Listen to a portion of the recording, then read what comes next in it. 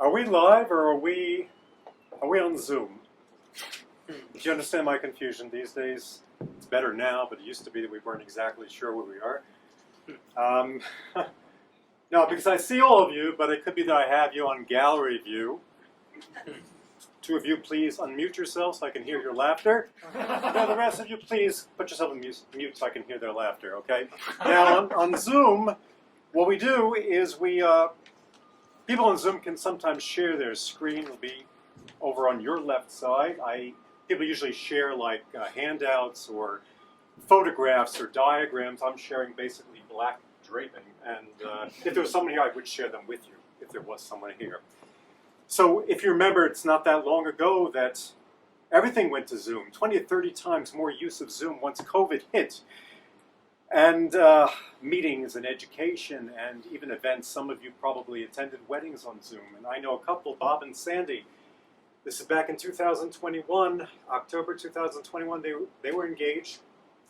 And they had a choice, and they didn't want to wait until the spring or summer when things might let up and there could be more public gatherings. So they decided to get married quicker on Zoom in December. And finally, early February, they met in person for the first time. And they discovered that each of them was exactly what they thought the other person would be. They had a baby a year ago on Zoom. The baby's still on Zoom. Things like that. But there are 44 seats in this theater. And it's respectable, but I'm used to performing in places with more seats. I usually perform at IKEA. Recliners. They also have recliners. I'll be at 3 o'clock in the dining room vignette. And next month I'm going to be in Cleveland at IKEA, of course. We're taping there. And but I want to just ask if anybody here is from Jerusalem. It's an obvious question. And some of you are Tel Aviv. Okay. Anybody here from England or Australia? Yeah, so just a suggestion. It's a suggestion. That's all it is that you might want to leave the show a little earlier just so you get home in a reasonable hour. You got a bit of a trip ahead of you and things like that. I'm also from Jerusalem. Jerusalem, Tel Aviv, two different cities. We've all been, I think, in both of them. Tel Aviv is more of a secular city. Jerusalem is conservative. And Tel Aviv has generally hotter weather. Jerusalem can reach those temperatures, but Jerusalem is cooler at night and less humid. Tel Aviv has a beach, and Jerusalem has a beach, but they keep it in Tel Aviv. It just makes a lot more sense to keep it there, right near the waterfront. It's like if you have a boat, you keep it where the other boats are. And on a clear day in Tel Aviv, you can see the Western Wall, and also sometimes on shore they wash up those little folded, crumpled notes, and you know just requests and prayers for good marriages, happiness, and parnasa. You know what the word means. Less traffic in Jerusalem-Tel Aviv highway. These notes are from before they inaugurated the fast train. There's no mention in the notes of Salvador and so on. Jerusalem, Tel Aviv has in the north Hayarkon, the big park there, and Jerusalem has a lot of parks. Someone asked online, because people ask questions online, they want to know what are some recommendations for some of the best parks in Jerusalem, and I wanted to think, and then it was really clear what the choice is: park on the sidewalk. There are not a lot of activities, but there's parking. And excuse me, if you don't move your car, I'm going to go through the back seat, past your two kids, and clean up those crumbs and stuff like that. So the biggest park in Jerusalem, you know, is called, those of you that are from here, Gan Soccer. Gan Soccer. When I was younger, and I'm not the only one, I'm sure, I thought that Gan Soccer is called Gan Soccer because that's where you play soccer. Call it Kadoregel, but I'm American, soccer. And then I learned just in recent years that Gan Soccer is named after a man named Harry Soccer, lived decades ago. He was from the UK. He was a business person. He was an ardent Zionist, and they named it after him. Now, you look at the spelling. Soccer is S-A-C-H-E-R, and soccer is S-O-C-C-E-R, but I didn't know it because I just thought it's another one of those Israeli. No, we know English. We don't make mistakes. We asked Israelis how to spell it. Excuse me, it's a mistake. It's M-I-S-T-A-K-E. You spelled it mistake, M-I-S-T-E-A-K. That's like if you come late to a meal and you miss the steak. That's what that is. Or if you went ahead and you missed it and stuff like that. Believe me, there's a difference. So Gan Soccer has a lot of activities. It's a big place. And one of the things there that is known by some, maybe not all, is that there's a bird sanctuary in Gan Soccer. So the bird sanctuary is, well, it's located about, let's say, it's recessed. It's about a 4-minute walk from the cafe area in Gan Soccer. The cafe is about 4 minutes from the bird sanctuary. Well, if you see people walking back and forth, the same people, they don't know where it is. But anyway, I was sitting there, and the guy in the bird sanctuary, and if you have been there, and if you haven't, you'll understand my description. It's pretty good, actually. It's a little wooden hut. You sit there on benches, and there are windows, and you look out through the windows, no glass, and you can see a more rustic area where the birds are supposed to be. And there are feeders hanging from the trees, and there's a little pond there, and there's a little waterfall. So I've been there a few times. I really haven't seen much in terms of birds. I saw boys. I saw, on one occasion, there were about 5 boys, ages 9 to 10. I didn't ask them, but I approximated. And they had snuck in through the other end. There are signs there in Hebrew to say not to go in, because you can't enter from where the sanctuary part is. And they were there, and they were walking around and like skimming or throwing stones on the pond and being loud and being boys. And I decided, okay, I'm going to chirp. I did that for a little longer than I can do now. And I wanted them to have the experience that I was not having, because I wasn't finding many birds. So they hear me, and I'm a little bit upset because they haven't followed the rules. They're kids, but still, this is dangerous, perhaps. And also, the birds are never going to come if they're out there. And they look at me, and they see I'm distressed, and I say, how come you snuck in? Why did you do that? They say, we're not going to be here for that long. And then they asked me how long I've been here, and I realized that's my entree. That's my chance. I've been here for 45 years. I came when I was your age. I snuck in too. Now I can't leave. This is a sanctuary for people who sneak into bird sanctuaries. And they were starting to get worried. And then I went ahead a little further and I said, and you know what, if you're in the sanctuary, it's not covered by insurance. Okay, maybe the first 18 months or so, but everything since there, all these years, has been out of pocket. And that really got them, because you know that a lot of preteens are really concerned about insurance coverage. They're interested in insurance coverage and sugar drinks. They'll reach for it, they'll take a second cup. Sugar drinks and insurance coverage. And when you get older, that's correlated to a great degree. But the first time I was at the bird sanctuary was on a date. And the woman that I was there with, first date, she's the one who actually introduced the bird sanctuary to me. And we were sitting there, and talking and looking for the birds, but we were getting to know each other. And she said, not just said, she had such a commitment to heavy metal music. She was European, went to the concerts. She would get dressed up. She wrote about heavy metal. And it's not my genre of music, but I don't want to focus on differences when you're starting to get to know someone. You want to try to build commonality. So I said, I like heavy metal. And she looks at me, she's all excited. She said, do you want to marry me? No, she didn't say that. She said, you do? And I said, I do. I solemnly swear. No, I didn't say that either. I said, yep, I cook. I got a heavy cast iron metal pan. I also have a non-stick pan. So she tells me of the culture of this heavy metal music, and she explains the music, and I'm appreciating it more. She mentions European bands like Thrasher. They have those names. I said, I never heard of them, but I have Strainer. I use it for the pasta. Did you know that joke was coming? We have non-gluten options too. I just want you to know that. It was a great date. But I do like to cook, and that is serious. That is serious. And sometimes I host, sometimes I go places. There's a guy that came, and when he came to the meal, he brought a bottle of wine, beautiful bottle of wine, but it was inside of a more beautiful bottle. A box, actually, a cardboard box. And on the box was a name of a winery. And I collect boxes. I like boxes. I save some just because you can reuse them. And can't save all of them. So I have a box to keep my boxes in. But the thing is, and in New York, I used to go to the container store to buy containers to keep So I was going to recycle this box, but then you have to go ahead. If you're going to gift it to someone, you got to go buy a wine that matches the name of the winery. So I was going to actually put it in the recycling, which is hard.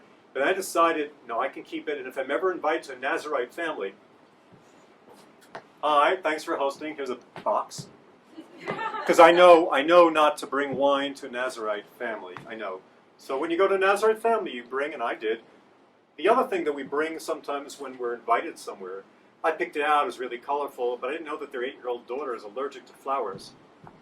So I went over to her and I said quietly, what happened? Did you take an oath or something? No tulips for a year?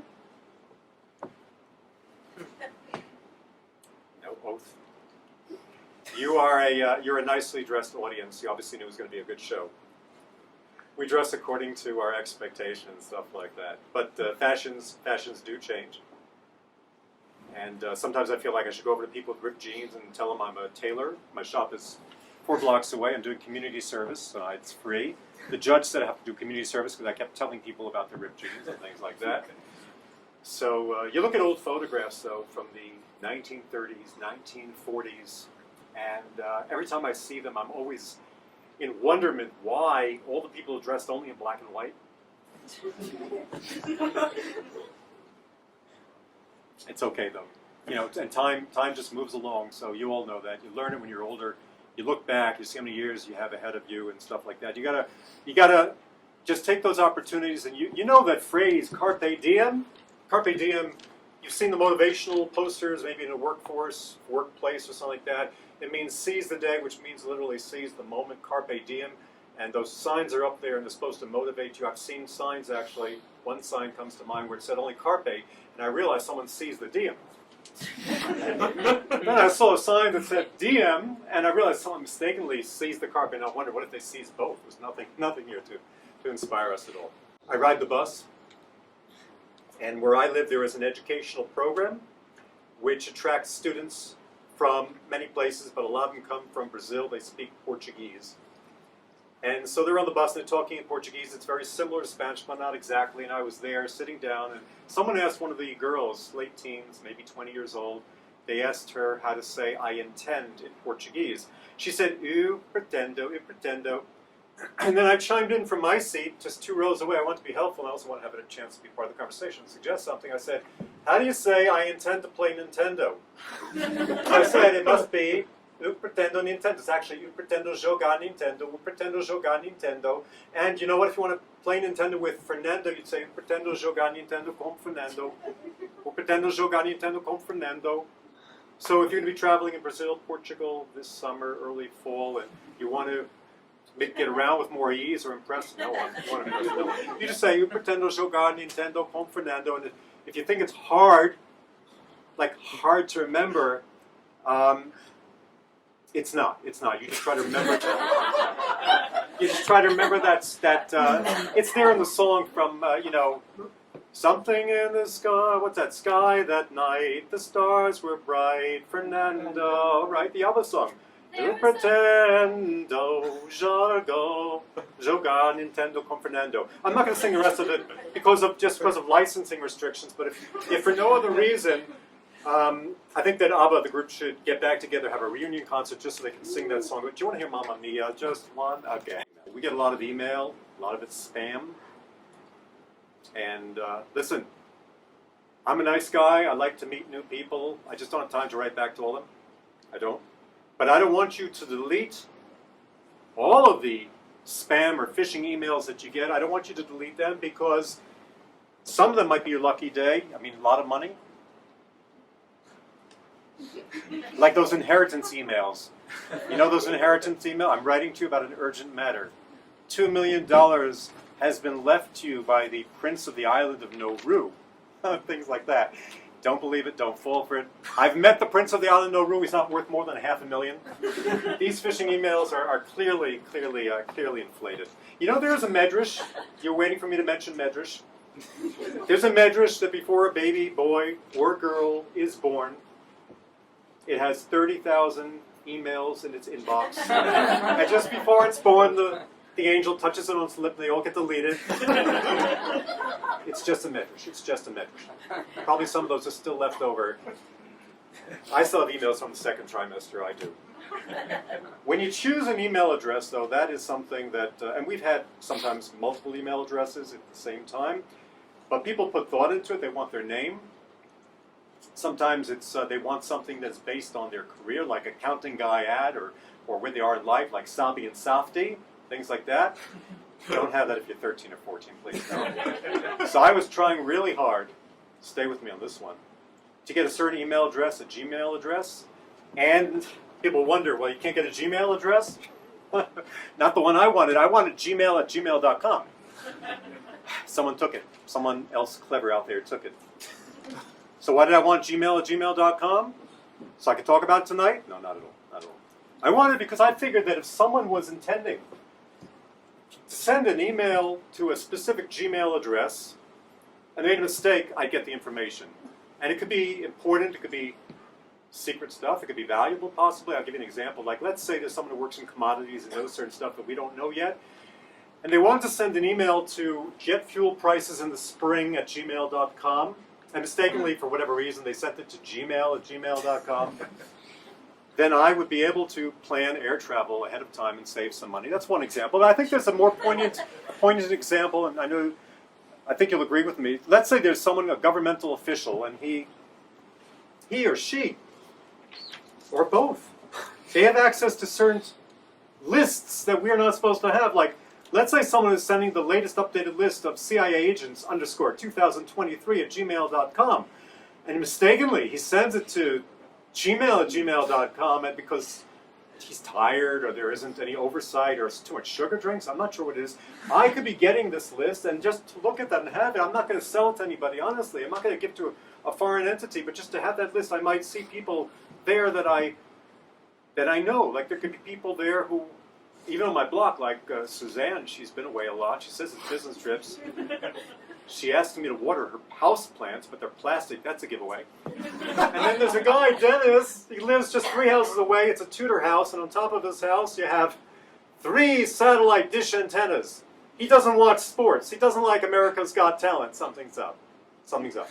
So I just felt for the vanity of, well, anyway. So I looked around, and I couldn't get gmail.com. So I tried what everybody does, gmail1@gmail.com. I tried gmail100@gmail.com, Gmail's dad@gmail.com. Every single thing was taken, but finally, I got something. And I'm not gonna delay it. It would take you 4 to 5 days using a supercomputer to try to calculate what exactly it was. I was able to find hotmail@gmail.com. No one had wanted that. So after that success, I went ahead and I signed up for hotmail.com. It was available. Now you're thinking, okay, that's great. And I'm holding on to it, seriously, because I know even if no one wanted it, someone's going to want it at some point. Trends happen, things change. And I'm going to sell hotmail.com for a lot of money to someone who wants it really, really badly. A lot of money. I don't even mention the sum. And if you're interested, you'll talk to me. Or I might trade it if the person who wants it is the one who took gmail.com. Thank you, everybody.